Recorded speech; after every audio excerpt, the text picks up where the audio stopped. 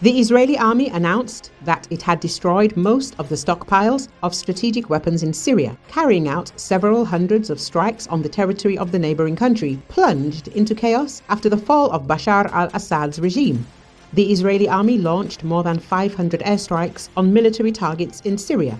In the statement of the Israeli army, it is said that defense systems and squadrons of aircraft were among the targets that were hit. According to this information, 90% of modern anti-aircraft missile complexes in Syria and 85% of air defense systems were destroyed as a result of more than 500 airstrikes. The statement also claims that squadrons of Russian-made SU-22 and SU-24 aircraft were completely disabled in Syria, and about 40% of the air force was destroyed. Israel is bombing Syria non-stop to destroy the military infrastructure, said professor at Al-Bas University, Ilyas Azuz. According to him, the local population is afraid of bombing Israel because there is no army in the country. Israel has the opportunity to attack. No one can stand up to them by firing at their tanks and planes. Now they are bombing almost all military airfields. People, of course, are afraid because there is no one to protect us. And the situation changes every day. Yesterday evening, according to Israel, they bombed 250 objects, scientific centers, military bases, military airfields, planes, helicopters and tanks. They hit many shots, but for one day they occupied almost the entire city of El-Kunitra, which is on the border with Israel, said Azuz. At the same time, Israel has moved its ground forces into a demilitarized zone located within Syrian territory along the border with Israel in the Golan Heights, which Israel already illegally partially occupies. Israel says it wants to create a sterile defense zone and declared the 1974 agreement that had established the buffer zone collapsed.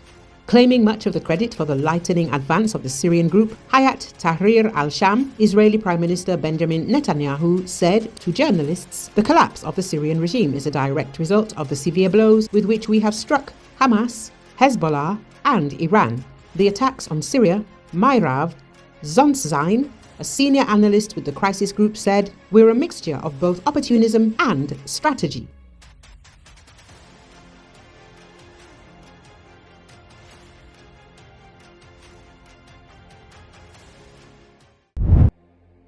Thousands gathered at Syria's Umayyad Mosque in Damascus for the first Friday prayers following fall of Bashar Assad's government.